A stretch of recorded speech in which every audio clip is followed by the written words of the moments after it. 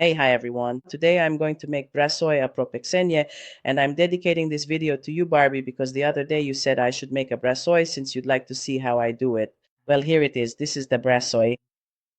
Now, before listing the ingredients, I just want to say that, in my opinion, no matter how many times I've been to a restaurant in my life, I've never eaten the same Brassói twice, and whoever I talk to, everyone definitely makes it differently. Here are a few pictures I've inserted for you. In restaurants, what I usually see is that they basically make Brassói from leftover stews. Elsewhere, they simply fry the meat with garlic and serve it with potatoes. There's also this version with green peas, which is usually made in a baking dish. I prefer the saucy version, and that's what I'm going to show you now. Give it a try. I'm crazy about the sauce in this one, and this is my favorite type of brassoi. I hope you'll like it too. As usual, I've prepared the ingredients, and I'll quickly list them. 150 grams of smoked bacon, parsley for garnish, 3 large onions, 1.5 kilos of pork shoulder, 6 to 8 cloves of garlic, 2 tablespoons of tomato paste, and salt and pepper to taste. In the meantime, I've put water on to boil for the potatoes. This is 2 kilos of potatoes, but of course you can also make this with frozen French fries or any kind of frozen potatoes. I've also already put my pot on to heat up, into which, as you can see, I'm adding the 150 grams of sliced smoked bacon. I'm going to let it render its fat, and unlike other recipes, this time I won't take the bacon out at the end, but I'll leave it in the dish. It gives it an incredibly delicious flavor. Give it a try. Of course, you can make it with oil or lard as well, but the flavor of the dish just won't be the same as if you actually use bacon.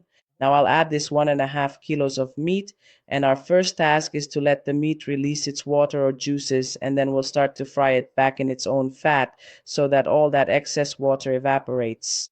Unfortunately, this is something we encounter with today's meats. They're a bit watered down. Look, I didn't add any water, and yet this much liquid has come out. Actually, this will do wonders for the sauce of the dish. Now it's time to add the salt and pepper.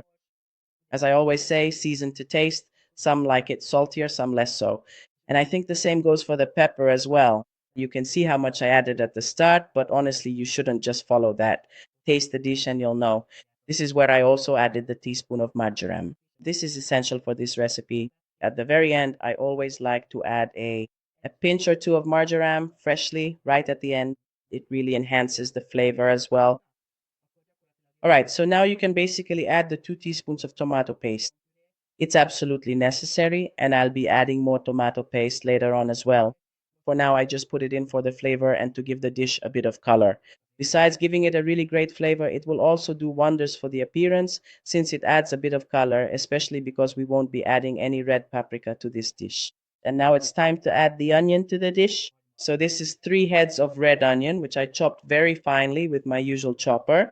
You already know this, and I also added about 8 cloves of garlic. The cloves were different sizes. That's why it ended up being 8 cloves for me.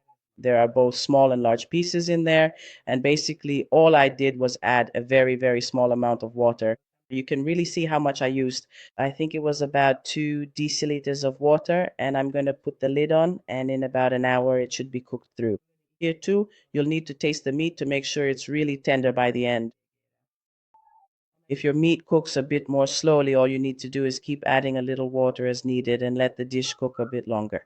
Of course, as I mentioned, I've added the remaining tomatoes and this delicious dish will soon be ready. Yes, I'll add just a bit of marjoram here, as I said, just a pinch or two. It really enhances the final flavors, and you can always add more at the end if you like. And now it's time to serve because this brassoi is ready. The potatoes are also done in the oven.